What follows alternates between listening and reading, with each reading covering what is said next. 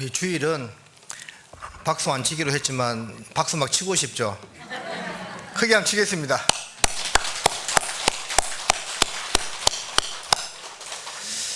제가 고등학교 때 고등학교 음악 선생님이 굉장히 좀 음악계에서는 그 시에서는 좀 알아주는 분이었어요. 음악적 재능이 있는 분이었죠.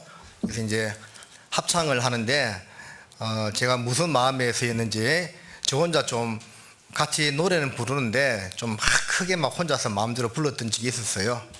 근데 끝나고 나니까 그 음악 선생님이 한 놈이 딴소리 냈다더라고. 그걸 정확히 알더라니까요. 근데 저희 교회 찬양대는 하모니, 조화라고 이야기하죠. 그래서 목소리가 이렇게 좀 은사가 있는 분도 있고 좀 그렇지 못하신 분들도 계시겠지만 조화, 하모니가 잘 이루어지는 것 같아서 듣는 우리들에게 더욱더 은혜가 되는 것 같습니다. 같이 기도하겠습니다. 살아계신 우리 아버지 하나님, 저희들을 영원한 멸망의 형벌에서 건져주시고 하나님의 자녀 삼아주신 은혜를 감사드립니다.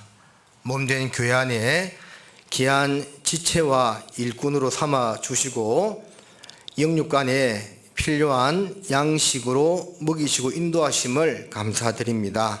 오늘도 주의 날을 맞이하여서 각 장소에서 주님을 섬기고 살아가던 귀한 형제 자매님들 한자리에 모아주신 은혜 감사드립니다. 우리 성령님께서 두루 역사하시는 가운데 말씀을 전하는 자의 입술과 듣는 각 사람의 마음을 주장하여 주시어서 하나님 말씀이 온전하게 전해지고 그 말씀이 각 사람의 심령에 심기어져서 그 마음과 생활의 변화로 나타날 수 있도록 허락해 주시기를 간절하게 구합니다.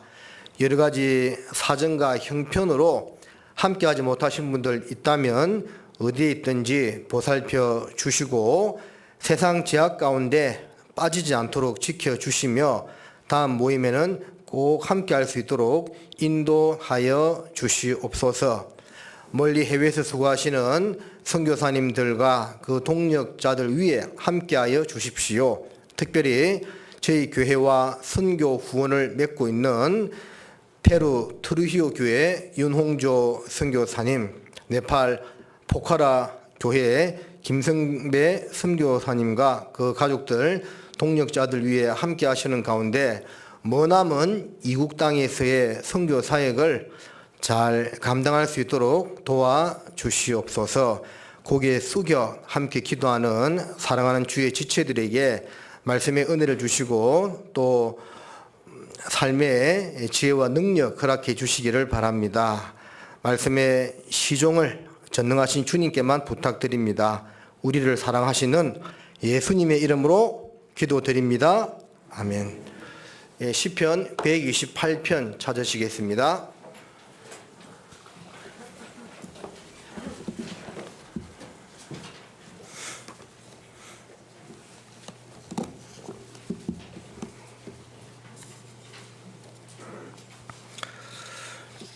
시편 128편 1절에서 6절까지 그렇게 길지 않으니까요. 같이 읽겠습니다. 여호와를 경외하며 그 도에 행하는 자마다 복이 있도다. 내가 너 손이 수고한 대로 먹을 것이라. 내가 복되고 형통하리로다. 내 집 내실에 있는 내 아내는 결실한 포도나무 같으며 내 상에 둘린 자식은 어린 감람나무 같으리로다. 여호와를 경외하는 자는 이같이 복을 얻으리로다. 여호와께서 시온에서 내게 복을 주실지어다. 너는 평생에 예루살렘의 복을 보며 내 자식의 자식을 볼지어다. 이스라엘에게 평강이 있을지로다.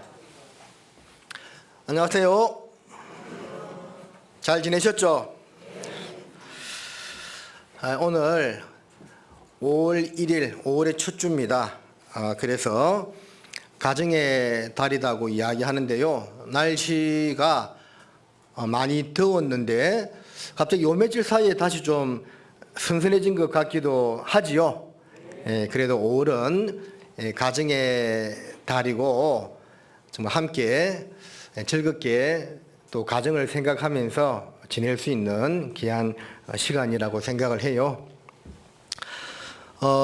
다들 아시겠지만 오늘부터 이제 식사가 되고 정상 운영이 됩니다. 그래서 그에 대한 광고를 제가 그냥 좀 몇 가지, 그 외에도 광고할 것이, 제가 전체적으로 광고할 것이 몇 개 있어요. 그래서 먼저 광고를 쭉 제가 좀 말씀을 드리고 그 이후에 본문 설교로 들어가도록 하겠습니다. 식사를 이제 오늘부터 진행은 하지만 코로나가 아직 끝난 것이 아니죠. 그래서 개인 위생 관리는 스스로가 철저하게 해 주셔야 됩니다. 뭐 보건당국에서 더 이상 그런 것을 이제 간섭을 하지 않기 때문에 우리도 이제 뭐 예전처럼 일일이 뭐 정리하고 인원 등록하고 그렇게 하지는 않아요. 그렇지만 안내하는 봉사자분들이 열체권은 그래도 기본적으로 이제 할 것이고요. 또 개인적으로 몸에 좀 정상이 있다 싶으면 미리미리 자가 키트를 통해서 검진 받으시고 조심을 해주시면 감사할 것 같습니다. 하여튼 오늘부터 이제 식사가 제공되니까요. 다들 식사하고 가세요. 네. 식사 안 하실 분만 손 들어봐요. 한 분이 들었습니다. 네. 그리고 이제 식사를 하니까 원래대로 차츰차츰 돌아가야 되는데 구역 모임과 조모임을 가정에서 했지요. 그래서 5월달까지는 그냥 그동안 하던 대로 교회당에서 이제 구역 모임, 조모임을 합니다. 그래도 이제 가정에서 하시는 구역도 있던데 상관없습니다. 그리고 6월달부터는 구역 모임과 조모임은 예전처럼 가정에서 이제 하는 거로 하겠습니다. 물론 이제 피치 못할 사정으로 유사 되시는 분이 교회당에서 해야 되겠다고 싶으면 교회당에서 해도 상관없는데 그런 특별한 경우가 아니면 가정에서 구역 모임과 조 모임을 하도록 하겠습니다. 그리고 이제 중요한 광고가 하나 있는데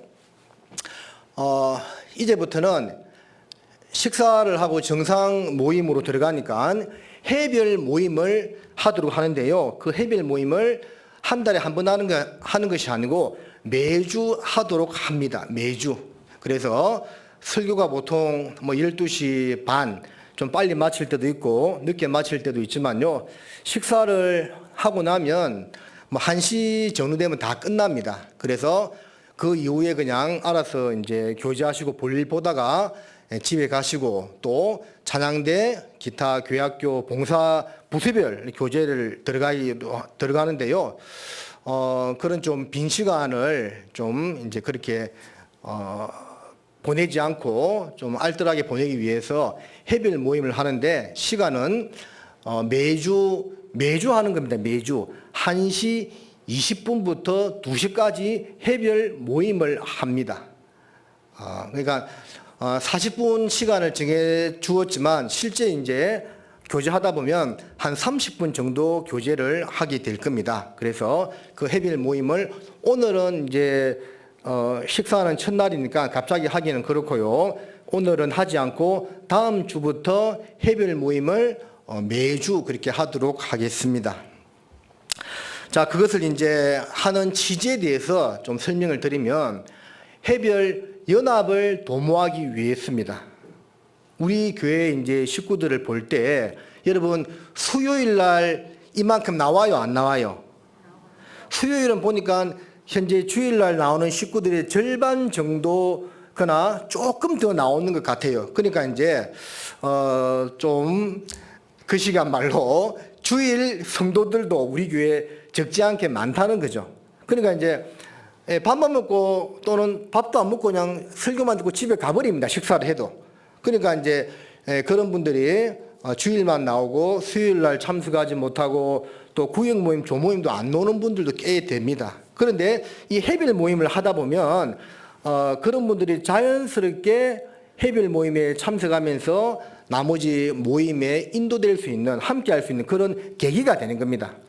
그래서 이 시간은 길지 않아요. 모아서 이제 1시간, 2시간 하면 좀 힘들겠죠. 근데 한 30분 정도 교제하다 보니까 자연스러워요. 그렇게 부담되지가 않습니다. 그래서 그 해별 모임을 하는 가장 큰 목적은요, 교회를 어떤 면에서 좀 겉돌고 있는 그런 성도님들, 또 새신자들을, 새로 오신 분들을 이 교제에 안착시키기 위한 수단으로 이 해별 모임을 하는 겁니다. 그래서 제가 다니는 목회하는 교회마다 항상 이것을 했는데요. 이게 정착이 되면 상당히 유익한 모임이 돼요. 그래서 교제 안착률을 높일 수 있습니다. 그래서 은장에는 이 장소에서, 봉사의 어머니는 생활관에서, 청년회는 교육관에서 매주 해별 모임을 1시 20분에서 2시까지 그렇게 하도록 하겠습니다. 소식지에 공지가 나갈 겁니다.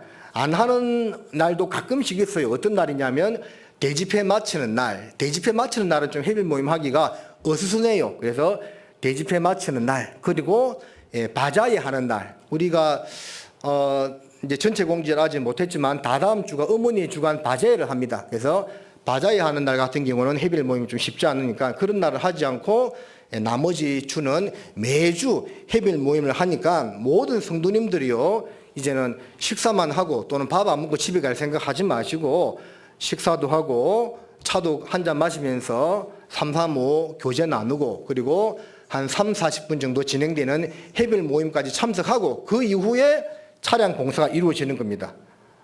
우리 어머님들 알았지요? 그 전에 이제 집에 가고 싶어도 못 가요. 네, 못 갑니다. 왜? 차량 운행을 안 하니까. 그래서 그리고 이제 2시 되면 2시부터 4시까지는 찬양대 연습, 또 교회학교 교사 모임이 진행됩니다. 그래서 그 2시간 동안 풀타임으로 모임을 진행해 주시기 바라고요. 그 이후에 이제 있을 모임, 뭐 특별히 많지는 않지만 뭐 전체 임원 모임 같은 경우는 이제 4시에 진행하고 이렇게 운영을 하도록 할 테니까 참고하시도록 바라겠습니다. 해별 모임 취지 잘 아시겠죠? 예. 벌써부터 해별 모임 한다니까 인상이 좀 썰으시는 분도 있는데 길지 않습니다. 한 30분 정도 하니까 그렇게 하시기 바라고요. 그 모임을 통해서는 뭘 하느냐? 이제 그날 들었던 말씀 혹시 깨달았고 느낀 점이 있으면 가볍게 이렇게 이야기해도 되고, 또 기도 부탁, 또 새신자들 소개 이렇게 하면서 같이 찬양도 부르고, 또 시간 남으면 성경도 같이 읽고, 그렇게 하다 보면 30분 금방 지나갑니다. 그러니까 새롭게 참석하는 분들도 큰 부담이 없고 괜찮은 거예요. 이걸 이제 하다 보면 교제가 좀 더 안정이 된다, 뭔가 체계적으로 이루어진다는 그런 느낌을 여러분 스스로가 받게 될 겁니다. 이 해별 모임 때 배회하는 분들이 없도록 그렇게 해야 되겠습니다. 전 식구들은 동시에 그 시간 되면 다 참석하는 겁니다. 그렇게 알고 교제해 주시면 감사하겠습니다. 그리고 이제 어제 제가 밴드를 통해서 공지했는데, 우리가 이제 선교 후원을 하는 해외 교회가요, 네팔 포카라 교회입니다. 김승배 선교사님이 계시고, 페루 트루히오 교회라고 윤홍조 선교사님 계시는데, 6년 전에 제가 페루 트루히오를 한번 갔다 온 적이 있어요. 그 옆에 있는 침보대가 전에 있던 선교 후원 교회라서 한번 간 김에 트루히오까지 간 적이 있는데요. 거기가 마침 제가 나중 오니까 또 선교 후원이 되어서 되게 반갑게 생각했는데, 그 당시 갔을 때 1월 달에 어머니 원래 때 잠깐 방문해 주신 이주갑 선교사님을 돕기 위해서 선교 통역사로 일하는 과정이었는데, 2018년도 현지에서 전도인으로 선교사로 세워지면서 그 트루히오 교회를 맡아서 선교 사역을 하고 있어요.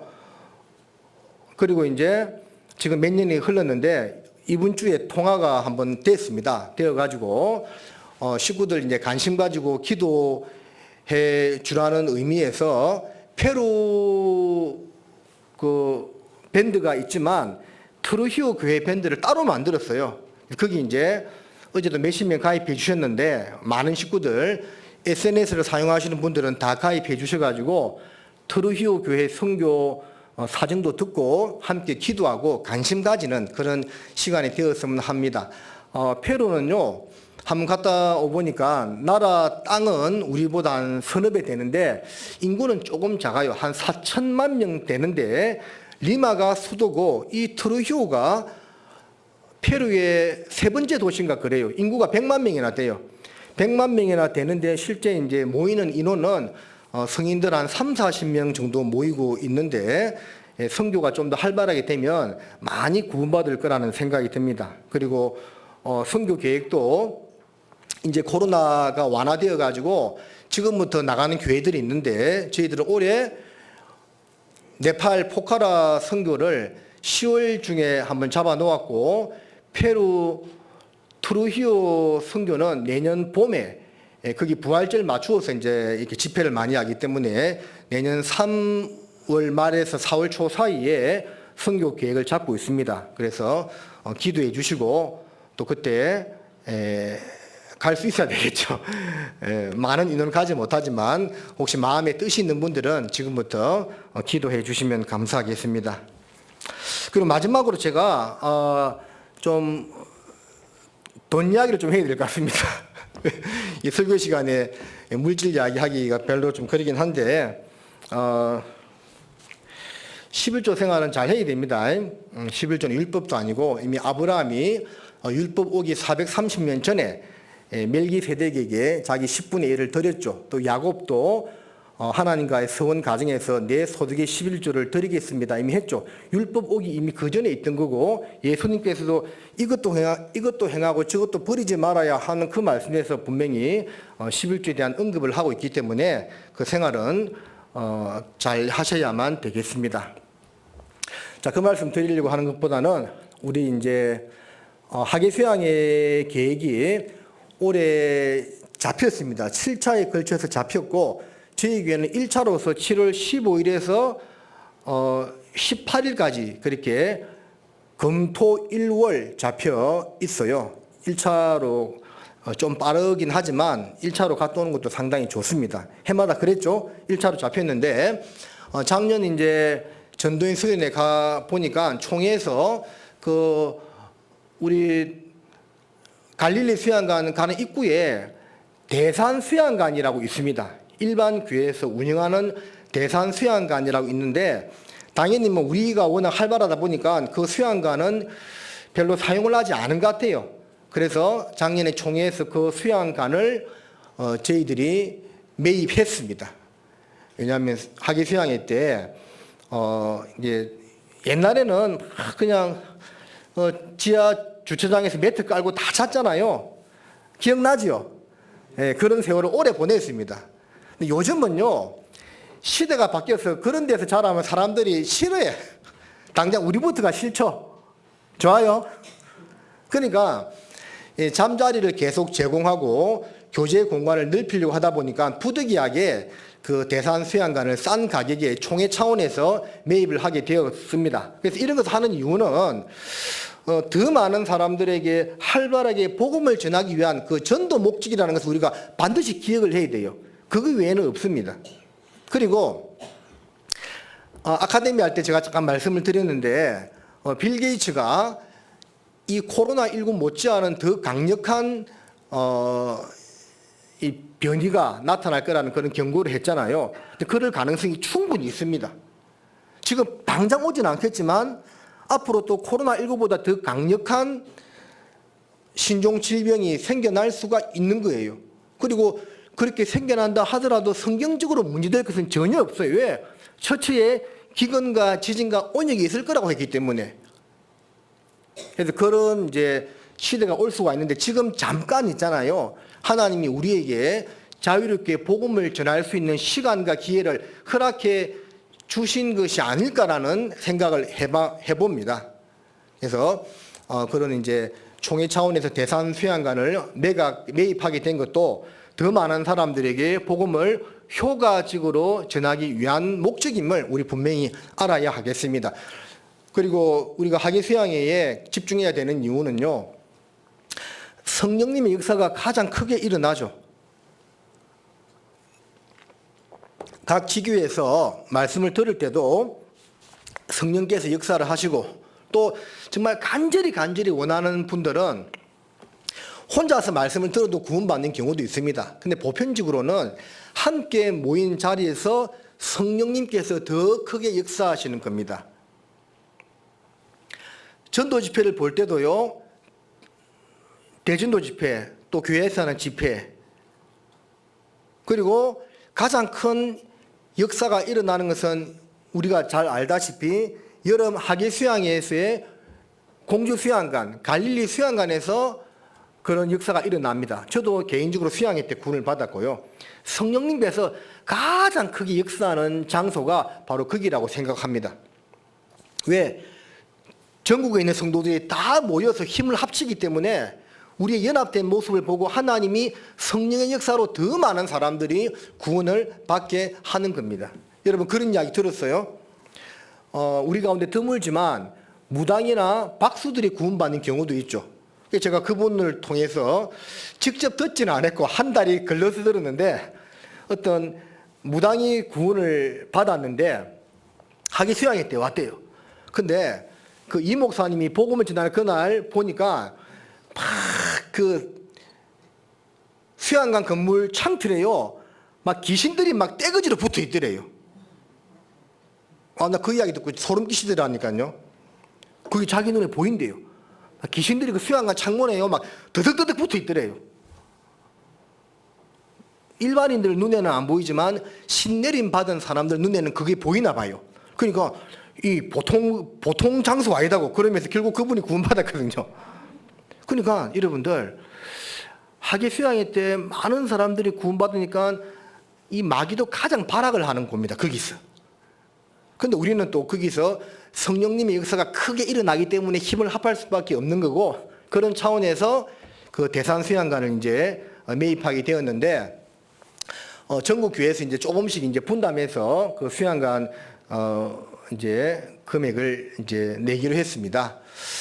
뭐 제가 매입 가격은 제가 들었는데 기억이 안 나요. 몇십억인가 매입했다고 하는 것 같은데 우리 나주교회는 1억을 분담받지 않았습니다. 그럼 깜짝 놀랄 것 같아가지고 우리 나주교회는 보니까 1,760만 원 분담받았어요. 이게 그밖에 안 되네. 그런 분도 있겠죠.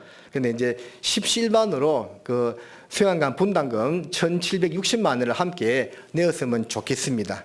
그래서 오늘 말고 앞으로 2주간 저 나갈 때 특별 헌금함을 마련할 것이니까요. 거기에 제가 금액을 좀 가이드라인을 좀 정해줘야 될 것 같아요. 아니면 1, 2만 원 내가지고는 안 돼요. 그래서 성인 한 20만 원씩 내면 또 남은 돈으로 또 수양회 전도하는 데 쓰기도 하고 참 좋을 것 같습니다. 얼마요? 혹시 부담스러우면 10만 원이라도 해주시면 그 수양회 분담금을 교회에서 크게 그렇게 교회 일반 재정을 쓰지 않고 또 낼수 분담하는 그런 기회가 되었으면 하니까 십시일반으로 마음으로 다 즐겁게 복음 전하는 일에 동참하는 거니까 맞죠? 그래서 예수님께서 물질이 가장 작은 거라고 했잖아요. 작은 것에 충성된 자는 큰 것에도 충성된다는 말씀처럼 그 작은 물질에 복음 전하는 일에 우리가 적극 동참해 주셨으면 감사하겠습니다. 광고가 너무 길었지요. 그러면 이제 본론으로 들어가겠습니다. 제가 이 서론을 원고를 쭉 적어봤는데 그냥 한번 읽어드려 볼게요. 가정에 눈물겹고 아름다운 행복을 알면서도 평생 가정을 가져보지 못하고 가정을 떠나 표류하며 살며 가정을 그리워하다가 가정에 대한 세상에서 가장 아름다운 노래를 작사하고 세상을 떠난 독신 남자가 있습니다.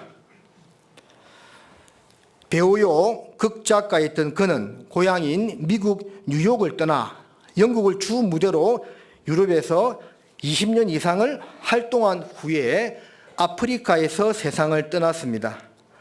그가 세상을 떠나자 미국 정부는 그의 유해를 미국으로 가져오도록 했습니다. 그의 유해가 미국 뉴욕에 도착했을 때 뉴욕시 역사상 최대 인파가 몰려들어 뉴욕 시민들은 그의 유해가 고국으로 돌아온 것을 환영했고 워싱턴으로 옮겨진 후에 워싱턴을 중심으로 인파로 가득 채운 퍼레이드를 마친 후 미국 대통령 체스터 아드와 국무위원회의 정중한 영접으로 워싱턴 오크힐 묘지에 묻히게 되었습니다.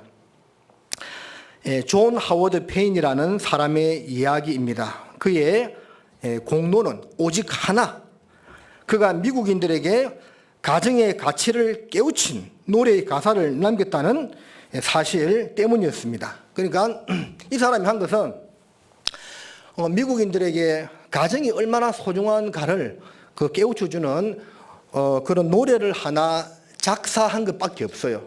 그런데 그가 아프리카에서 죽자 미국 정부 차원에서 그의 유해를 미국으로 가져오도록 하고 많은 시민들이 운집한 가운데 성대하게 비록 유해로 돌아왔지만 환영식을 치러주고 미국 국립묘지에 안장하면서 국가 최고의 대우를 그에게 해 주었다는 겁니다. 특별하게 나라를 위해서 공을 세운 것도 없고 단지 노래 하나 작사했을 뿐인데 이 사람 이름이 존 하워드 페인이라는 사람입니다. 그렇다면 노래 하나 만든 것 때문에 얼마나 미국인들의 마음속에 큰 감명과 은혜를 주었으면 그런 영접을 받았을까요?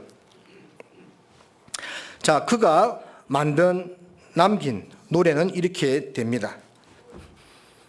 불러드릴까요? 즐거운 곳에서는 날 오라 하여도 내 쉴 곳은 작은 집 내 집뿐이라 내 나라 내 기쁨 길이 쉴 곳도 꽃 피고 새우는 내 집뿐이리 오 사랑 나의 집 즐거운 나의 집 내 집뿐이리. 우리 잘 아는 노래죠.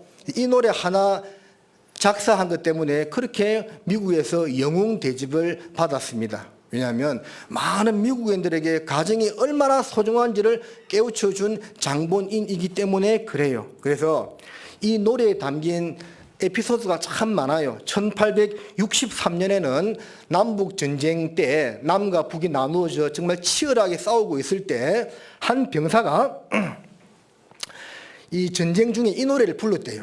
그러니까 많은 사람들이 함께 이 노래를 부르면서 싸움을 그치고 하루 동안 휴전을 했다는 그런 기록도 있습니다. 그리고 하루 동안 휴전할 때 자기 고향에 있는 가족들에게 편지를 썼다고 해요. 그만큼 많은 이들에게 어떤 기쁨과 감동을 주는 그러한 노래였습니다. 자, 이것을 원문에 충실하게 한번 번역하면 이렇게 됩니다. 또 읽어드릴게요.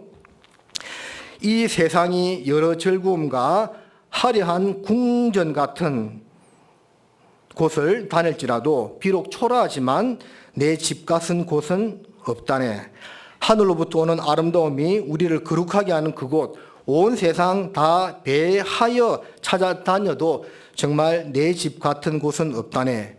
집을 떠난 곳의 어떤 찬란함도 나를 현혹시킬 수 없다네.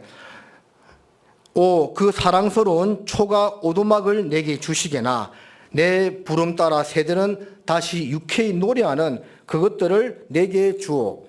그리고 무엇보다 소중한 마음의 평화를 함께 홈 스위트 홈, 내 집 같은 곳은 세상에 없네. 그래서 이 노래 이름이 홈 스위트 홈이죠. 우리나라에서는 즐거운 나의 집이라 이렇게 부르는데 정말 은혜가 되는, 비록 찬송가는 아니지만 찬송가여도 그렇게 문제되지 않을 것 같은 그런 노래라고 생각됩니다. 그래서 오늘 이 시편 128편의 말씀을 먼저 읽었는데 가정의 그 역할과 가정이 얼마나 소중한지에 대해서 생각을 좀 해보도록 하겠습니다. 시편 127편과 8편은 가정에 대한 말씀인데 이 128편도 그 7편과 마찬가지로 이 서두에 뭐라고 되어 있죠? 성전에 올라가는 노래라고 되어 있습니다.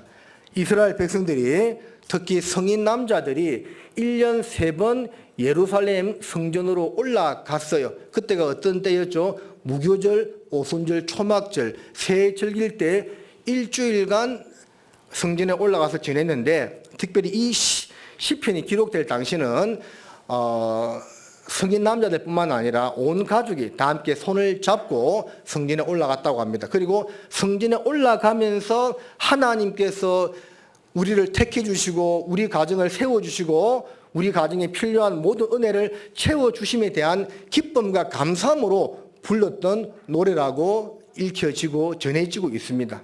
그러죠? 하나님께서 이스라엘 백성을 택해 주시고 그들을 광야 40년 동안 인도하여 주시고, 그리고 다윗과 솔로몬 시대까지 그들을, 물론 불순종하는 기간이 있었지만 그들을 인도하고 하나님 보호해 주셨습니다. 그래서 하나님께서 베풀어 주신 은혜가 얼마나 크고 놀랍다는 것을 이스라엘 각 가정마다 마음에 새기고 감사하는 뜻에서 이 노래를 부르면서 성전에 올라갔다라고 합니다. 우리도 마찬가지죠.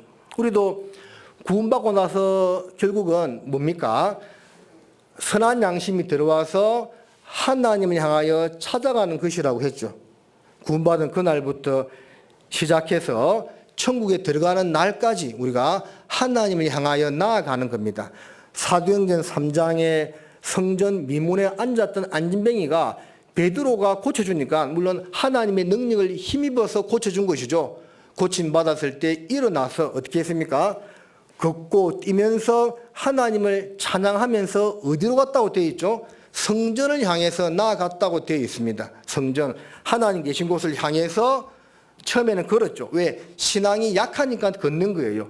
그리고 조금 힘이 생기니까, 다리에 힘이 붙으니까 뛰었죠. 힘이 생긴 겁니다. 신앙이 좋아졌다는 거죠. 그러면서 한 것은 무엇이었어요? 하나님을 찬양했다라는 겁니다. 우리도 마찬가지죠. 구원받고 나를 구원해 주신 하나님을 만나는 그날까지, 우리 주님을 만나는 그날까지 그 주님 바라보고 걸어가고 뛰어가는 신앙생활을 하는 겁니다. 처음에는 걸어갈 수가 있겠죠. 왜? 신앙이 약하기 때문에. 때로는 기어갈 수도 있겠죠. 병들었기 때문에. 그러나 계속 기어가고 걸어갈 수만은 없어요. 뛰어야 됩니다. 하나님을 찬양하면서 뛰어가야 되는 겁니다. 성전에 기쁨과 감사함으로 올라갔던 것처럼 우리도 이제 주님을 바라보고 기쁨과 감사함으로 나아가야 한다는 겁니다. 그러다가 이제 주님을 만나게 되는 겁니다. 맞아요? 진료는 누구한테 받는다고요? 약은? 잠은? 집에서. 눈을 떠주시기 바랍니다. 예, 잠은 집에서 주무시는 거예요. 묵상하지 마세요. 묵상하는 건 이 시간이 묵상하는 시간 아닙니다. 눈을 뜨고 봐주시기 바랍니다. 자, 그래서 이 가정의 역할에 대해서 좀 생각해 볼 텐데, 제가 짧게 몇 가지 정해봤는데, 첫 번째는 가정은 교회의 가장 작은 기본 단위로서 존재하고 튼튼해야 된다는 겁니다. 교회는, 교회의 가장 기본 단위는 가정입니다. 가정. 국가도 마찬가지입니다. 역사를 보면 그 나라가 망할 때 나타나는 전조증상이 무엇인 줄 압니까? 가정이 붕괴되면 얼마 지나지 않아서 나라가 망해요. 로마 제국이 그렇게 오랫동안 전 세계를 호령하던 로마 제국이 결국 망했잖아요. 망하기 전에 나타났던 전조증상이요, 가정 붕괴였습니다. 남편이 바람 피우고 아내가 외도하고 자식들이 겉돌고 그런 일들이 그 당시에 실제 많았다고 합니다. 그러니까 가정이 붕괴되니까 나라가 붕괴될 수밖에 없는 겁니다. 실제 세상도 그렇습니다. 세상도 있잖아요. 가정이 든든해야만, 건강해야만 국가도 건강해지는 겁니다. 교회는 더 말할 필요도 없겠죠. 교회는 결국은요, 가정 단위의 집합체라고 볼 수가 있겠죠. 그리고 더 나아가면 구역의 집합제고, 그게 교회가 되는 거죠. 그래서 가장 작은 단위의 모임인 가정, 그게 바로 교회라고도 할 수가 있고, 그 가정이 든든해야만 교회가 건강해진다라는 겁니다. 마태복음 18장을 보겠습니다.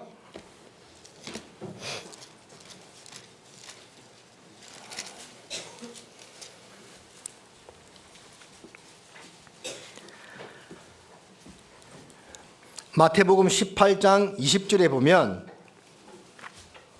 같이 읽겠습니다. 두세 사람이 내 이름으로 모인 곳에는 나도 그들 중에 있느니라.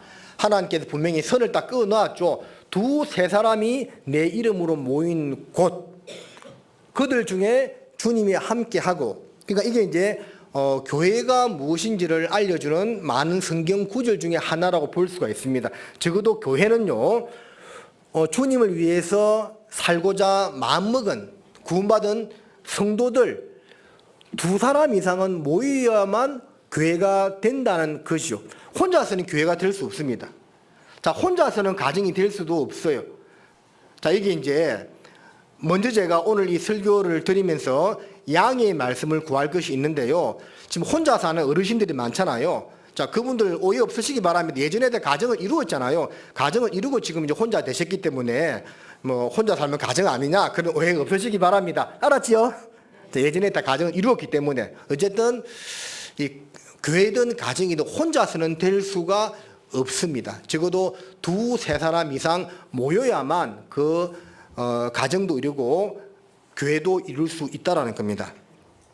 가정의 국어사전적 의미를 좀 찾아보니까 이래요.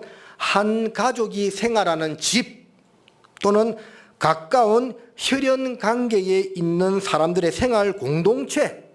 자, 뒤에 후자의 해석이 더 맞는 것 같습니다. 가까운 혈연, 피로, 혈연 관계에 있는 사람들의 생활 공동체가 국어사전적 의미에서 가정입니다. 혼자가 아니라는 말이죠. 특별히 어떤 관계? 혈연 관계. 피로 뭔가 이어진 관계가 이루어져야만 그게 가정이라는 겁니다.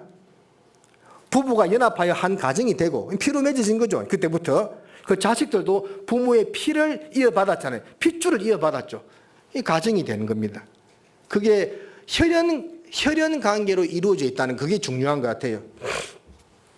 자, 그러면 우리도 육신의 혈연 관계는 아니지만, 물론 그런 분들도 이 가운데 계시겠지만, 육신의 피보다 더 진한 예수 그리스도의 보혈의 관계로 그 보혈을 믿고 구원받음으로 이 교회 안에 들어온, 어떤 의미에서는 육신의 혈연 관계보다도 더 끈끈한 관계로 이루어진 모임이고 집단이기 때문에 우리도 역시 이게 가정 또는 교회가 되는 거예요. 자, 가족이라는 말도 비슷한 말인데 그 의미를 보니까 가족은 조금 이제 달라요. 뭐라 되어 있냐면 부부를 중심으로 한 친족 관계에 있는 사람들의 집단. 가정이나 가족이나 그 말 같은데 조금 뉘앙스가 틀리죠. 이 가족이란 뜻은 반드시 부부가 중심이 되어야 돼. 부부가 중심으로 된 친족 관계에 있는 사람들의 집단이 가족이라는 거죠. 그래서 이제 이 말들을 종합해 보면 교회도 이 가정이란 뜻의 의미와 가족이란 뜻의 의미를 종합해 봤을 때 영적으로 해석할 때 결국 교회라는 것도 무슨 말입니까? 예수 그리스도의 보혈로 한 피바다 한 몸 이루어진 두 사람 이상의 모임이면서 가족 부부 중심의 모임이 되어야 한다는 거죠. 그게 이제 교회의 모습이 된다는 겁니다. 그리고 이제 그것을 또 설명하는 것이 호세아서 2장을 먼저 보겠습니다. 구약 성경 다니엘 호세아입니다.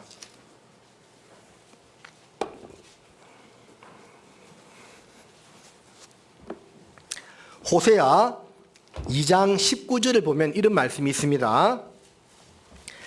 내가 내게 장가들어 영원히 살되 의와 공변됨과 은총과 긍휼이 여김으로 내게 장가들며 진실함으로 내게 장가들리니 내가 여호와를 알리라. 여러분, 여기서 내가 너에게 장가를 든다고 했죠. 이 내가 누굽니까? 내가 누구예요? 하나님이 내죠. 그러면 너는 누굽니까? 우리를 말한 겁니다. 사람을 말하는 거죠. 하나님께서 우리 인간에게 뭐 한다고요? 장가든다 그 말입니다. 이런 표현을 봤을 때 하나님은 뭐 남자도 아니고 여자도 아니지만 어떤 면에서 있다고 비교할 수 있겠죠? 남성에 있다. 남성, 신랑의 입장에 있다는 것을 알 수가 있는 거죠. 그럼 우리는 어디? 신부의 입장에 있다는 겁니다. 결혼이죠. 이 세상에서의 결혼 생활을 통해서, 가정을 통해서 하나님이 교회가 또 무엇인지를 설명하고 있는 겁니다. 의와 공변됨과 은총과 긍휼이 여김으로 하나님 우리에게 장가들었어요. 시집 온 것이 아니고 하나님이 장가왔다 그 말입니다. 하나님이 신랑의 입장에 있다는 것을 밝혀주고 있는 거죠. 진실함으로 내게 장가들리니 그 다음 뭐라 되어 있죠? 내가 여호와를 알리라. 왜 신랑과 신부의 관계를 주님과 우리 성도와의 관계로 이렇게 비교하고 있겠습니까? 결혼 생활을 통해서 정말 하나님을 제대로 알아갈 수 있다는 그런 뜻인 거예요. 이것을 또한 성경에서는 비밀이라고도 말씀하고 있지요. 에베소서 5장을 보겠습니다.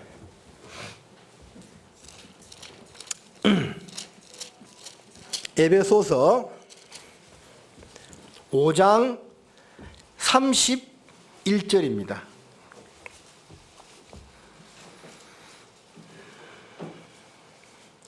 자, 31절과 32절을 우리 같이 읽겠습니다.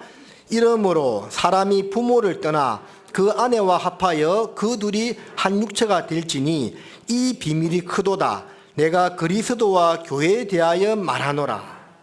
자, 남자가 부모를 떠나 여자와 연합하여 한 몸을 이룰지도다고 하면서 그걸 뭐라고 이야기하고 있죠? 이 비밀이 크도다. 이게 비밀이라 그 말입니다. 내가 그리스도와 교회에 대하여 말하노라. 그러니까 주님과 우리 교회의 관계가 신랑과 신부의 관계는 이게 비밀이다 그 말입니다. 경험해 보지 못한 사람은 절대 알 수 없는 겁니다. 결혼해서 아내와 함께 살면서 결혼 생활을 영위하지 못하는 사람은 결혼하면 어떻고 저떻고 아무리 말을 들어도 몰라. 지식적으로는 알 수 있겠지만 경험에 의해서 알 수가 없는 겁니다. 정말 결혼하고 살아봐야만 알 수가 있는 거죠. 천사가 마리아에게 너를 통해서 그리스도가 태어날 거라고 이야기했잖아요. 저는 남자를 알지 못하는데요. 어찌 제가 그런 일이 있을 수 있습니까? 마리아가 이야기했잖아요. 그 말은 마리아가 남자 여자 결혼해가지고 살면 애기 생긴다는 그걸 모른다는 말일까요? 경험이 없다는 거죠. 경험. 그러죠. 그러니까 이 결혼 생활은 경험이다 그 말입니다. 그게 바로 하나님과 우리와의 관계를 설명하면서 비밀이라고 이야기하고 있습니다. 구원받은 우리는요, 구원이 너무 쉬워요. 예수 그리스도의 귀한 보배 피로 나의 죄를 영원히 씻었다는 것을 깨닫는 것이 구원이라는 것을 알고 쉽게 생각합니다. 그런데요, 이 구원받지 못한 사람은 이거 몰라. 아무리 들어도 있잖아요. 깨닫지 못하는 사람에게 이게 비밀로 감추어져 있는 겁니다. 우리가 구원받은 것도 그리스도의 비밀을 깨달은 것이고 교회 생활도 그리스도의 비밀을 깨달아 가는 겁니다. 그래서 구원을 받았지만 교회 생활을 하지 않는 분들은 이 교회가 무엇인지를 아무리 들어도 깨닫지 못하는 겁니다. 왜? 그 사람에게는 여전히 비밀로 감추어져 있는 겁니다. 이 비밀이 크도다. 내가 그리스도와 교회에 대하여 말하노라. 왜 많은 관계 가운데서 부부 생활을 그렇게 하나님과 우리와의 관계로 설명하고 있겠습니까? 결국 교회는 하나님의 이름으로 모인 두 사람 이상의 모임이면서 그리고 가정 중심으로 이루어진 조직체가 되어야 한다는 것을 우리에게 설명하고 있는 거예요. 과거에 우리 전국교회 안에서도요, 후포교회, 노아교회, 하동교회, 그런 교회가 지금도 있지만 그 교회의 시작은요, 중고등부 학생으로 시작되었어요. 경남 하동, 여기 노아, 저기 경북의 후포, 그 선생님이 우리 거기 네팔 포카라 김성배 선교사님, 그분이 후포 고등학교 있으면서 전도한 애들이 구원받아가지고 교회가 된 거예요. 교회는 되었죠. 근데 계속 학생들만 있었다면 그 교회가 제대로 성장했을까요? 아닌 거예요. 지금은 다 가정 중심의 교회가 되었습니다. 학생들로 시작했지만 현재는 그 학생들이요, 밖에 나갔다가 다시 직장을 잡아서 후포로 돌아오고 노아로 돌아오고 하동으로 돌아오면서 가정 중심의 든든한 교회가 되었다라는 겁니다. 그래서 이 교회도 가정 중심이 되어야 되고 그 가정이 건강해야 된다라는 것을 말씀을 드리는 거예요. 자, 고린도전서 16장을 보겠습니다. 앞으로 조금만 오면 되죠.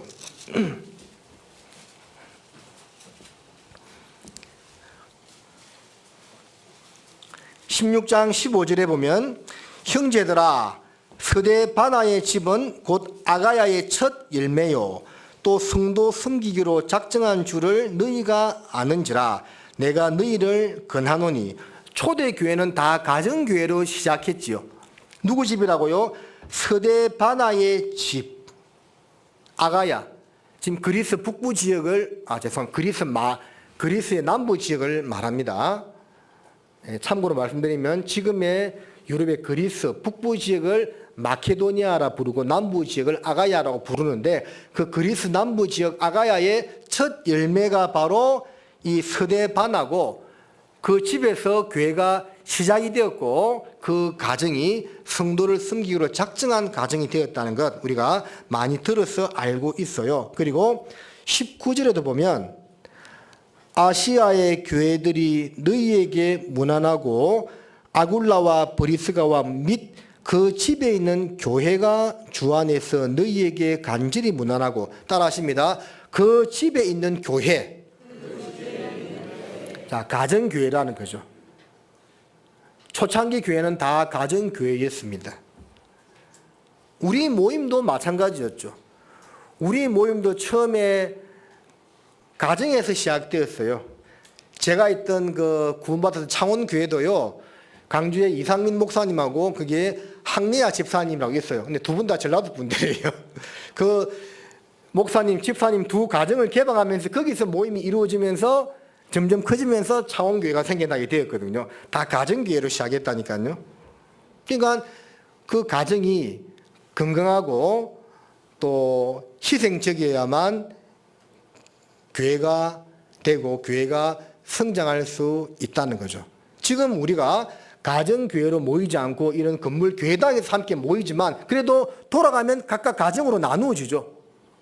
그 가정이 건강해야 된다는 것이고 그 가정은 구성원들에게 기쁨과 평안을 제공해 줄 수 있는 공간이 되어야 합니다. 잘 들어보세요. 이 가정은요, 그 가정은 그 구성원들에게 기쁨을 제공해주고 안식, 평안을 제공해줄 수 있는 공간이 되어야 하는 거예요. 교회도 마찬가지죠. 교회는 성도들에게 평안을 주고 은혜를 주고 또 고통을 분담할 수 있는 그런 모임이 되어야 하는 겁니다. 우리가 세상에서 살다 보면 크고 작은 어려움을 겪고 살잖아요. 신앙적인 어려움을 겪고 살고 또 믿음으로 인해서 핍박받을 때도 있고 여러 가지 힘든 일들을 겪고 살아요. 무릇 그리스도 예수 안에서 경건하게 살고자 하는 자는 핍박을 받으리라는 말씀처럼 특별히 신앙인답게 그리스도인답게 전도하면서 살면 세상에서 고난을 받을 수밖에 없습니다. 그런데 교회에 와서 세상에서 받은 스트레스와 상처를 치유받는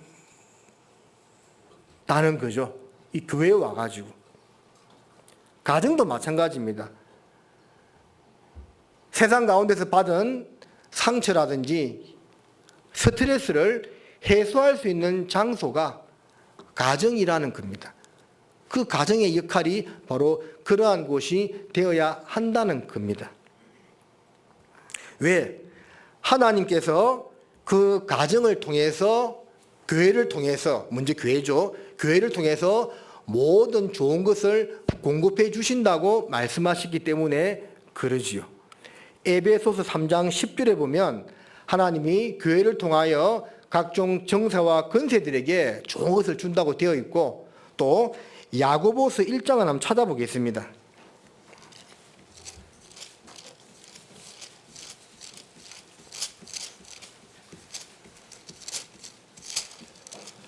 야고보서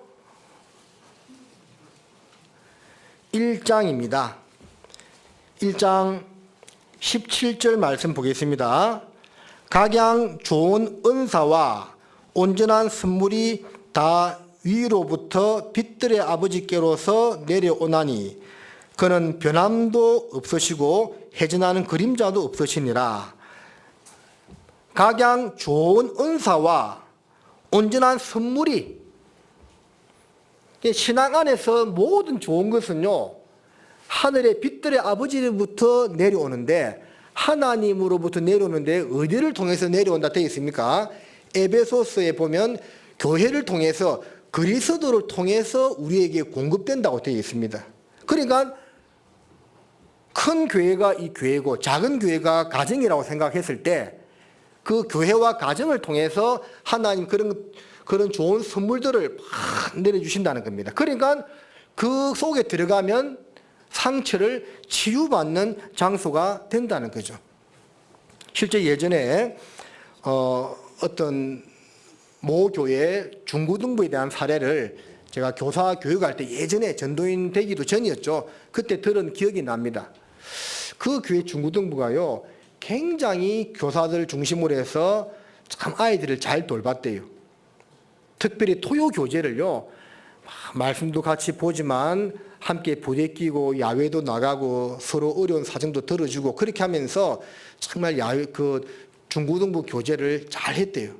근데 그 교회 가운데 애들이 세상에서 신앙으로 인해서 막 어려움 겪고 때로 왕따도 당하고 그런 막 힘든 애들이 있었는데, 이 토요 교제를 오기를 그렇게 좋아하는 거예요. 왜? 학교 생활에서 어려움과 상처받았던 것을 그 교회 모임에 와서 다 해소하는 겁니다. 너무 좋은 겁니다. 그렇게 하다 보니까 이게 시간이 지나면서 애들의 신앙이 바뀌는 거예요. 그 나중에는요, 신앙이 견고하게 돼가지고 그 지역의 많은 중고생들을 전도해서 그 교회 중고등부가 굉장히 부흥되었다는 것, 많은 아이들이 구원받고 잘 되었다는 것, 그런 것을 전국 교사 모임 사례 발표를 할 때 이제 들은 적이 있는데 참 제가 은혜가 되더라고요. 아, 그렇구나. 교회가 아픈 이들의 상처를 감싸주고 위로해주는 장소가 되어야 되는구나. 그렇게 했을 때 거기서 힘을 얻고 치유받고 세상에서 힘있게 살아갈 수가 있는 겁니다. 예수님께서 선한 사마리아인의 비유에서 급한 죽게 된 사람을 구원해주고 주막에 맡기면서 돌보아 주라고 했죠. 2데나리온을 주면서 돌보아 주라고 하면서 부비가 더 들면 내가 올 때 갚을 거라고 했죠. 그러니까 그 주막이 교회죠.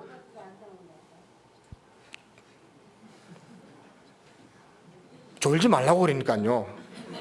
주막이 교회고 거기에 상처받은 그 치유받은 사람은 바로 우리죠. 그래서 한 번의 상처가 다 치유되지 않기 때문에 그 주막에 머물면서 계속 치료를 받았던 것처럼 교회는 바로 치료받는 장소가 되어야 한다라는 겁니다.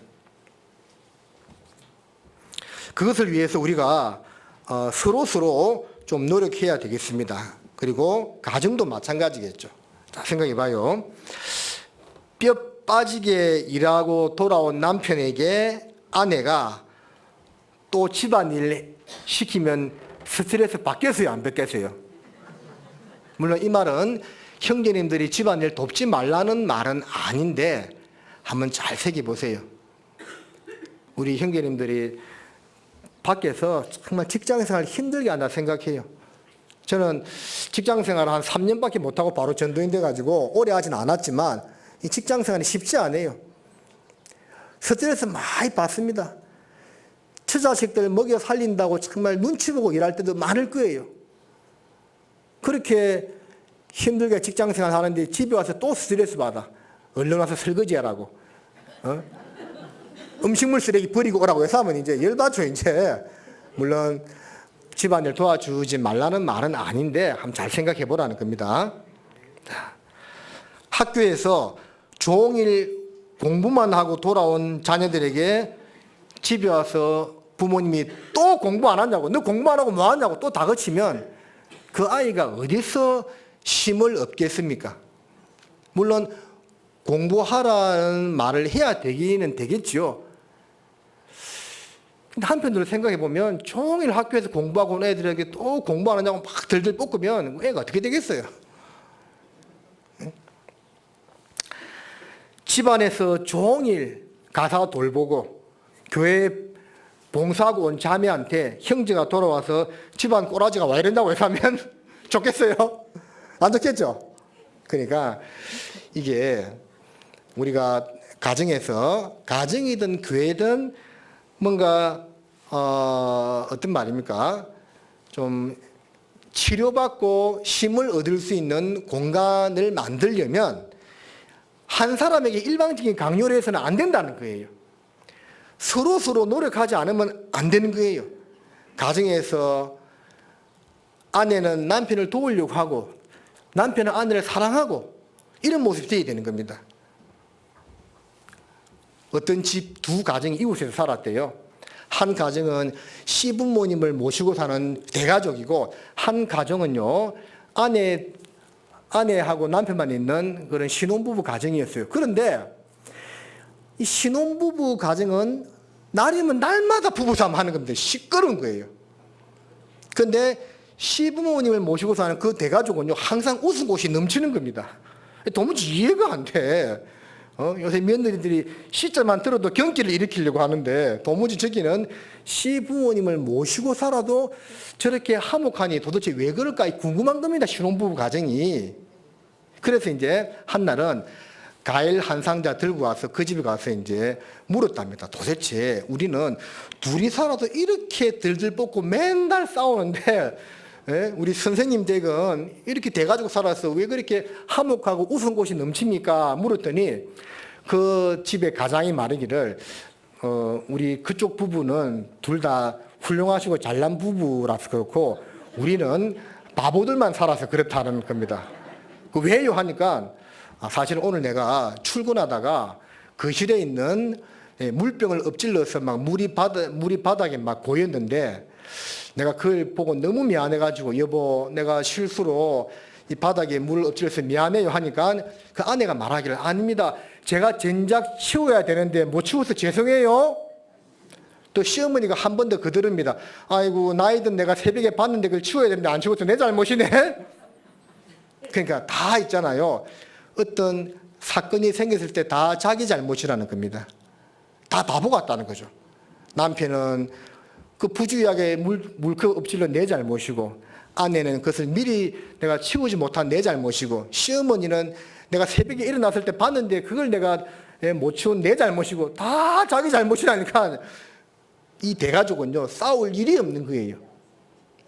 근데 그 부부들이 맨날 네 잘못이다 네 잘못이다 하니까 막 싸우는 겁니다. 그런 것 같지요. 우리가 다 바보처럼 살면요 행복한 겁니다. 그 노아를 소재로 한 찬양도 있죠요. 찬양도 있지요. 난 뭐처럼 살래요?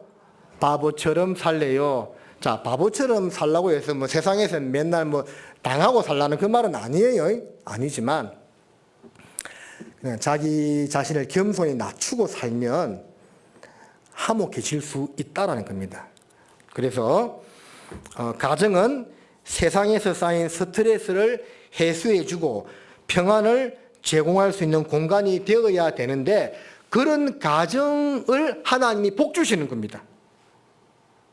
우리 수요 말씀 때 목사님 그런 말씀 가끔씩 할 때 있었잖아요. 복 받을 짓을 해야 복을 주지요. 하나님이 그런 말 하죠. 우리가 복 받을 일을 해야만 하나님이 복을 주는 겁니다. 그래서 우리 가정이 복을 받으려면 그리고 평안과 기쁨을 제공할 수 있는 가정이 되려면 어떻게 해야 되는가 몇 가지 좀 생각해 보면 첫 번째는요. 시편 127편입니다.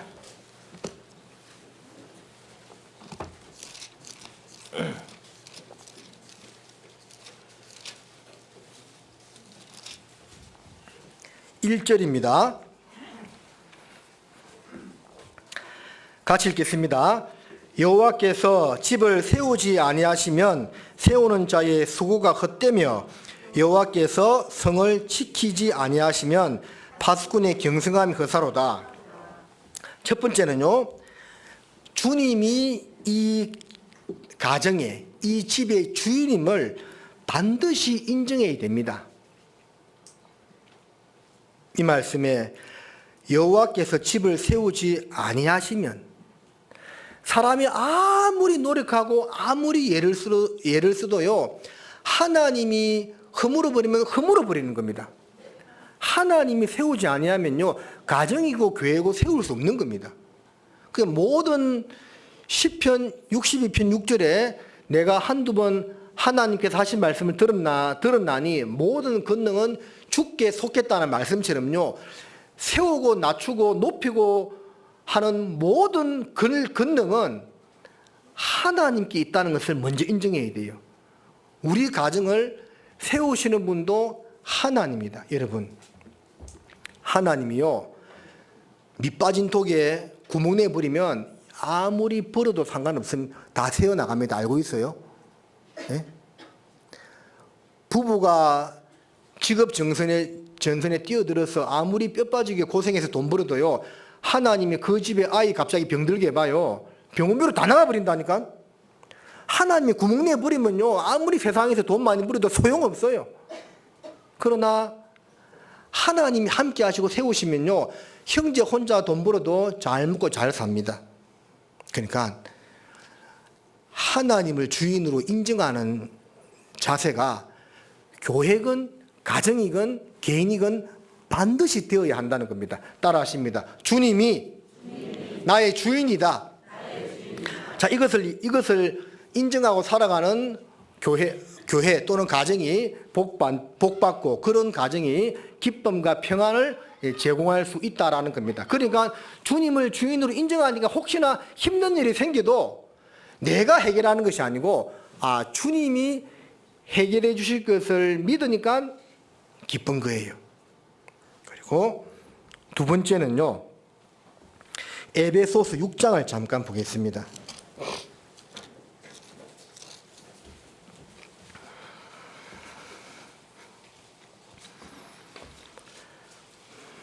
(6장) 1절 2절입니다. 함께 읽겠습니다. 자녀들아 너희 부모를 주 안에서 순종하라. 이것이 옳으니라. 내 아버지와 어머니를 공경하라. 이것이 약속 있는 첫 계명이니 이는 내가 잘되고 땅에서 장수하리라. 자, 하나님이 최고입니다. 하나님이 대장입니다. 하나님이 모든 것을 주관하시는 주인입니다. 그 다음에는 누구냐? 부모님입니다. 우리가요 주 안에서 주님 뜻 안에서 부모님을 잘 섬겨야 됩니다. 자녀들아 너희 부모를 주 안에서 순종하라. 이것이 뭐라고요? 옳으니라. 내 아버지와 어머니를 공경하라. 이것이 약속 있는 첫 계명이니 이는 내가 잘되고 땅에서 장수하리라. 여러분 성경의 약속이요 구원받은 사람들에게만 해당되는 약속이 있지만 또 보편적으로 모든 사람에게 해당되는 약속이 있는데 이 말씀은요 모든 사람에게 해당되는 약속입니다. 그러니까 안 믿는 사람이라도 있잖아요. 부모를 지극정성으로 잘 모시는 사람은 세상에서 잘 돼. 땅에서 장수해요. 여러분 그런 경우 본 적 없어요? 믿음 안에서는 더 말할 필요가 없겠죠. 우리가요, 이 질서 있게 생활해야 됩니다. 세상은요, 질서와 권위가 파괴되는 시대잖아요. 그런데 교회 안에서만큼은 질서 있게 권위를 존중하고 어른을 공경하는 모습이 반드시 나타나야 됩니다. 눈에 보이는 부모님을 잘 모시지 않으면서 하나님 공경한다고요? 거짓말입니다. 그래서 여러분, 살아계신 부모님을 잘 섬기고 모셔야만 됩니다. 어떤 나라에 한 부자가요, 귀한 다이아몬드를 가지고 있었대요. 근데 그게 소문이 나가지고 그 나라 임금님이요, 그 누구 집에 가면 귀한 다이아몬드가 있다는데 그것을 비싼 가격에 사오느라면서 신 한 명 보냈습니다. 궁궐 장식용으로 쓰려고. 그래서 그 집에 가서 그 다이아몬드를 팔려고 하면서 높은 가격을 제시하니까 그 주인이 흔쾌히 내가 팔겠습니다 하는 겁니다. 그리고 이제 그 다이아몬드를 가지러 이제 금고로 가는데 그 금고 열쇠를 자기 아버지가 베개 밑에 두고 낮잠을 주무시고 계시는 겁니다. 다시 돌아와서 말하기를, 지금 저희 아버지가 그 금고 열쇠를 베개 밑에 두고 주무시고 계시는데 그걸 꺼내려면 아버지가 일어나야 됩니다. 저는 아무리 임금님 명령이지만 주무시고 계시는 저희 아버지를 깨울 수가 없으니까 나중에 아버지 일어나시면 다시 팔겠습니다. 그렇게 이야기하니까 그 신하가 깜짝 놀래가지고요, 야, 이렇게 부모님을 존경하는 사람 있나 해서 가서 임금님한테 말하고 임금님이 큰 상을 내렸다는 그런 옛날 이야기가 있더라고요. 믿거나 말거나. 제가 책에서 읽었습니다. 근데 이제 뭐 사실은 아닌데 공감할 수 있는 이야기죠. 그만큼 부모님을 소중하게 생각하고 모신다는 거죠. 물론 부모님 위에 주님이 있습니다. 주님 뜻을 거슬리면서 부모님께 순종할 필요는 없어요. 예를 들어 믿지 않는 부모님이 교회 나가지 마라 하면 교회 안 나갈 겁니까? 그거는 들을 필요 없어요. 그런데 주 안에서, 주님 뜻 안에서는 부모님께 순종하고 부모님을 잘 공경하고 섬겨야만 되는 겁니다. 그래야만 하나님이 축복해 주고 가정이요, 기쁨과 즐거움이 넘칠 수가 있는 겁니다. 여러분, 부모님한테 찾아뵙지 않고 전화도 꽤 오랫동안 드리지 않은 분도 혹시 있을 수도 있겠죠. 그러면 안 됩니다. 자주 찾아뵙지는 못하더라도 연락이라도 자주 드리고 부모님의 영혼과 육신의 건강을 위해서 매일매일 기도해야 됩니다. 그래야만 복받아요. 그리고 그 다음에 이제 또 해야 될 것이 무엇이냐면 가정의 질서를 또 세워야 됩니다. 자매님들, 가정에 있는 자매님들만 대답해봐요. 자매님들, 네. 집안의 대장이 누굽니까? 하나님이죠? 대답해봐요. 가정에 있는 자매님들, 집안의 대장이 누굽니까? 하나님 다음으로 누굽니까? 남편이라니까요. 여러분, 우리 자매님들, 자녀들한테 우리 집 대장은 하나님 다음으로 남편이라는 것을 심어줘야 돼요. 제일 부끄러운 모습이 뭔지 아세요? 막 자매들끼리 모여서 그런 이야기 하는 거 내가 우리 교회에서는 아직 못 들었는데 옛날에 들은 적이 있어요. 아이고, 우리 형제는 내 시킨대로 잘해요. 내 시킨대로 뭐든지 다 해줘요. 내가 가지 말하면 안 가요. 지금 자기 가지 말하면 모임도 안 간대요. 그거를 진짜 말이라고, 그거를 자랑이라고 이야기하고 있어요.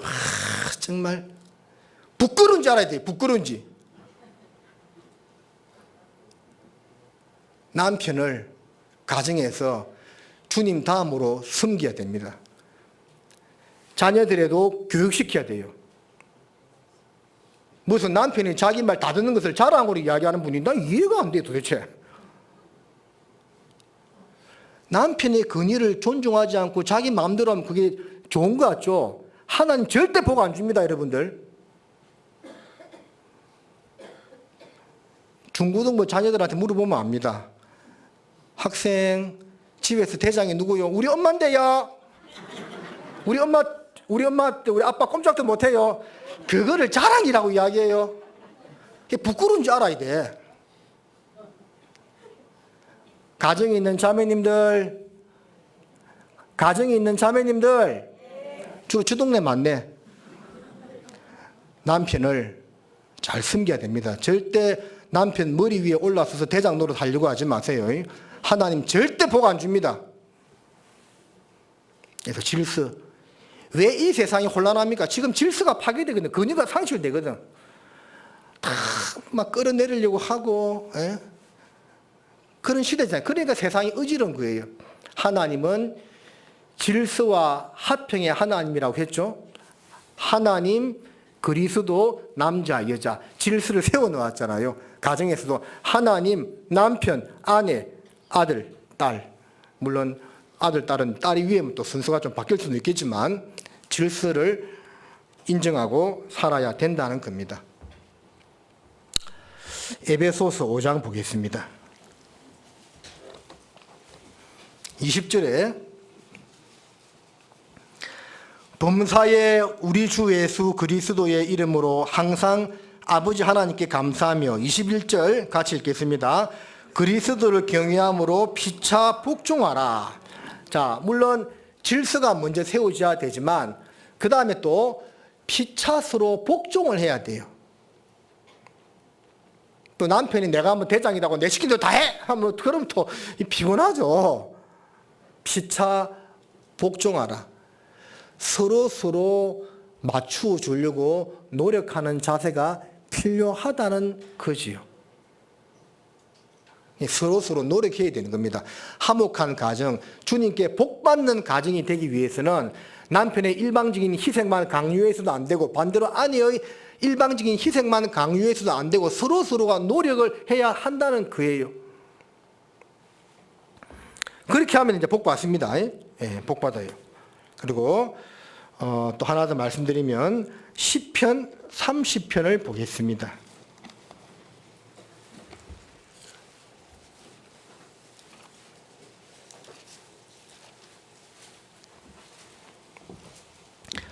시편 30편 4절입니다. 주의 성도들아 여호와를 찬송하며 그 거룩한 이름에 감사할지어다. 5절은 같이 읽겠습니다. 그 노염은 잠깐이요 그 은총은 평생이로다. 저녁에는 울음이 기수할지라도 아침에는 기쁨이 오리로다. 4절에 주의 성도들아 뭘 하라고요? 여호와를 찬송하라. 이 가정에서 하나님을 많이 찬양하세요. 가족 모임을 자주는 못 가지면 가끔이라도 가지면서 함께 찬양하세요. 하나님을 찬양하세요. 그러면 그 집안에 우환이 깃들더라도 결국 아침에는 어찌 된다고요? 기쁨이 오리로다. 그게 멀리 가지 않아서 다 해결된다는 거예요. 여러분 하나님을 찬양하는 하나님께 영광을 돌리는 그런 가정이 되시기를 바랍니다. 서로 노력을 해야만 되는 겁니다. 그리고 이제 좀 더 구체적으로 들어가서 골로새서 3장으로 가겠습니다.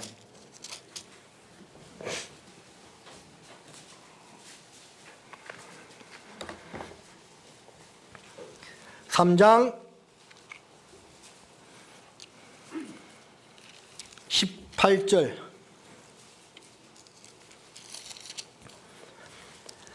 아내들아 남편에게 복종하라. 이는 주 안에서 마땅하니라.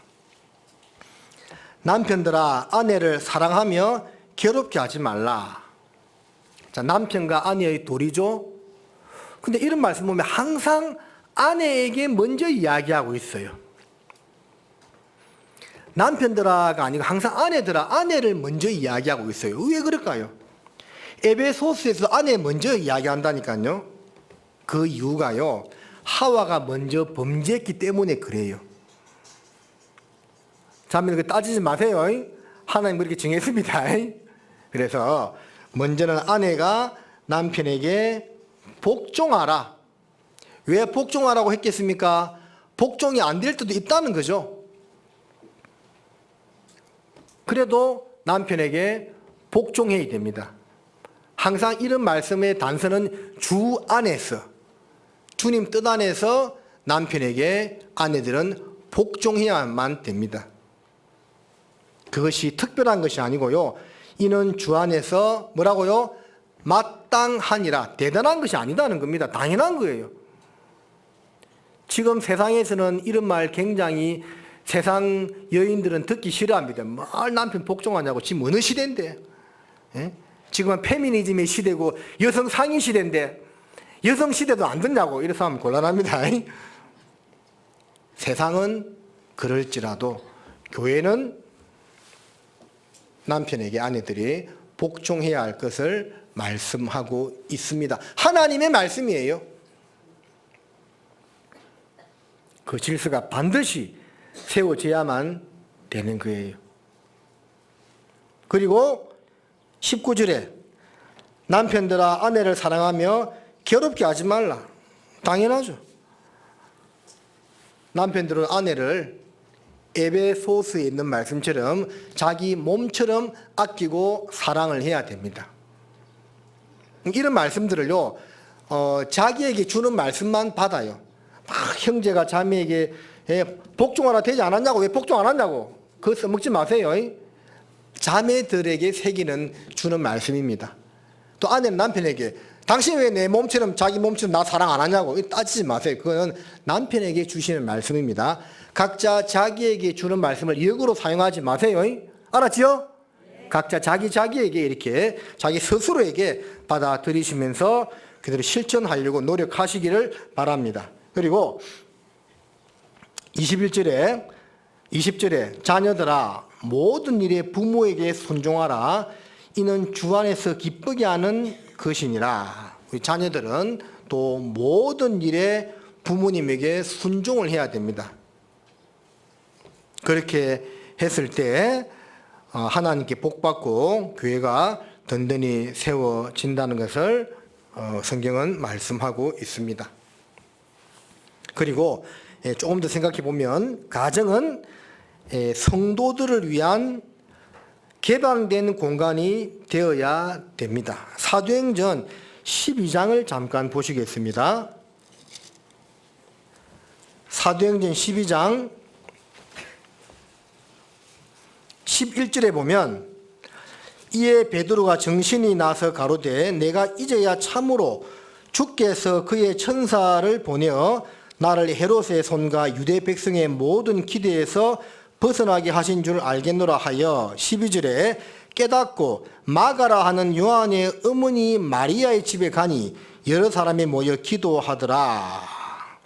베드로가 대문을 두드리는데 로데라는 계집 아이가 영접하러 나왔다가 자 베드로가 옥에 갇혔다가 나왔지요. 그때 어디로 갔습니까? 마가의 어머니의 집, 마가의 집입니다. 마가의 집으로 갔어요. 오순절날 성령 강림도 마가의 다락방에서 임했고 초대교회 사도들도 어떤 어려움을 겪고 다시 모일 때 그 당시 이런 교회당 건물이 없었으니까 가정교회 중심으로 모였는데 중심 가정이 이 마가의 집이었던 것 같아요. 오순절 성령 강림 임할 때부터 그 이후에도 계속 마가의 집은 성도들에게 개방된 공간으로 사용되었다는 것을 알 수가 있는 거죠. 그래서 우리 가정이요 복을 받으려면 성도들을 위한 그런 개방된 가정이 될 수 있도록 좀 이렇게 희생해야 됩니다. 작은 희생이죠. 그렇게 해야 되는 겁니다. 그리고 그와 더불어서 로마서 12장입니다.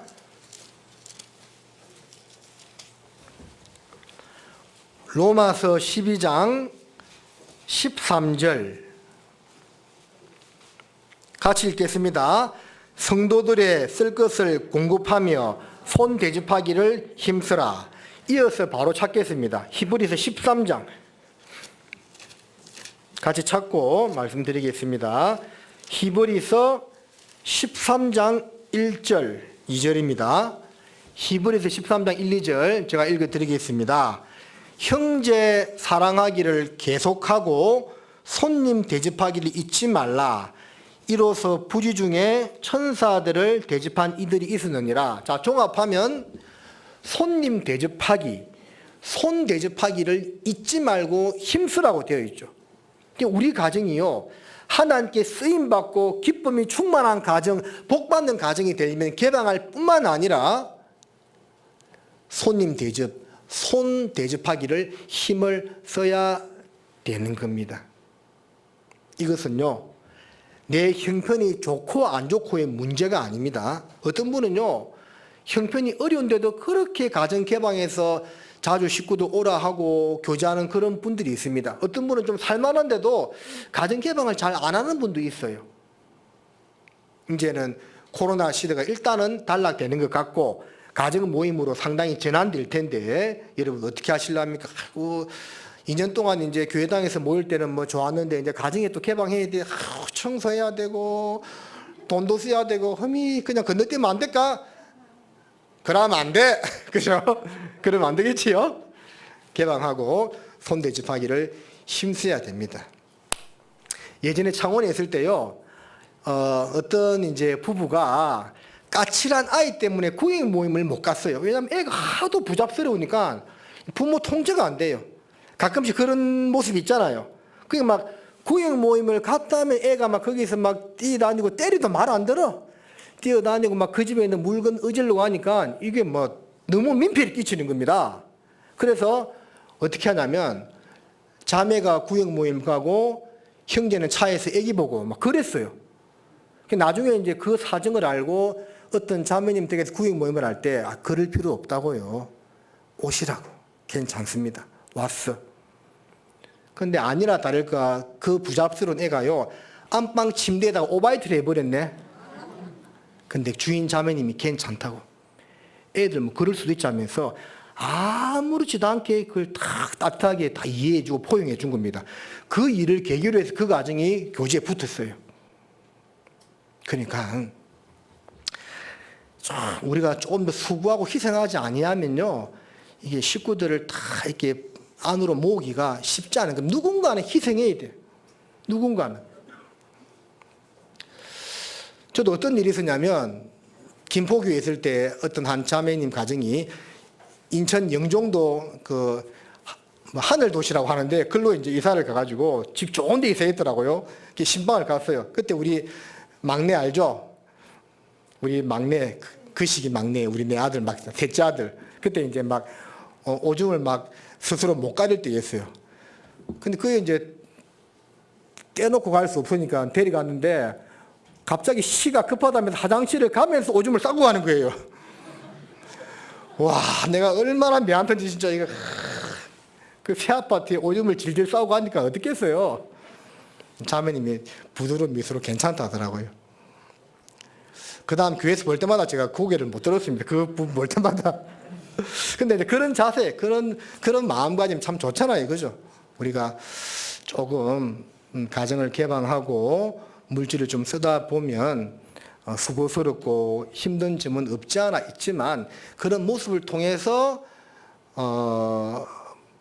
교회가 또 더 화합되고 전도도 더 잘 되고 그리고 내가 주님께 복 받는다는 것을 잊어서는 안 되겠습니다. 자, 사도행전 16장을 또 잠깐 보겠습니다. 사도행전 16장 15절입니다. 우리 가정이요, 다 이런 모습이었으면 좋겠습니다. 사도행전 16장 15절에 저와 그 집이 다 세례를 받고 우리에게 청하여 가로되 만일 나를 주 믿는 자로 알거든 내 집에 들어와 유하라고 강건하여 있게 하니라. 여러분, 이게 누구 말입니까? 루디아가 바울의 말을 청종하고 하나님이 그 마음의 문을 열어서 루디아가 구원받았어요. 그러니까 구원받으니까 바로 가정개방 해버렸죠. 그것도 뭐라 되어 있습니까? 나를 주 믿는 자로 알거든 내 집에 들어와서 유하라고 강건하잖아요. 막 오라고 막 끌어당기잖아요. 이게 구원받은 사람의 마음이 아닐까요? 그 놀라운 예수 그리스도의 은혜와 사랑을 힘입고 천국에 갈 소망이 생겼으니까 그 복음을 전해준 사람과 동력자들이 너무 고마운 겁니다. 물론 하나님이 구원해 주었지만 사람을 들어서 사용한 거잖아요. 막 자기 집을 막 개방해서 막 억지로 오라는 겁니다. 그래서 얼마나 잘 그들을 대접해 주었습니까? 그게 구원받은 사람의 마음인 거예요. 그리고 뒤에 가보면 40절에 두 사람이 옥에서 나가 루디아의 집에 들어가서 형제들을 만나보고 위로하고 가니라. 자, 루디아의 가정이 구원받은 다음에 옥에 갇혀서 고난을 받다가, 예? 그리고 그 옥에 있는 간수장이 구원받는 그런 일이 있죠. 그리고 이제 매 맞고 고난 받다가 이제 풀려나잖아요. 로마 사람이 나를 제도 정치하냐고 치는다면서 막 이제 또 항변하다가 결국 풀려나죠. 풀려나고 어디로 갑니까? 루디아의 집으로 가잖아요. 아마 이쯤 되면 구원받은 다른 사람들도 생겨났을 텐데 루디아의 집에 갔다는 것은 무엇을 말하겠습니까? 그 집이요, 처음 구원받은 가정이기도 하지만 이 바울과 그의 동력자들에게 많은 사랑과 은혜를 베풀었다는 거죠. 그 집에 또 가고 싶은 거예요. 여러분, 식구들이요, 우리 집을 자주 오고 싶은 가정으로 만드는 것도 복 아닙니까? 그렇게 좀 했으면 좋을 것 같습니다.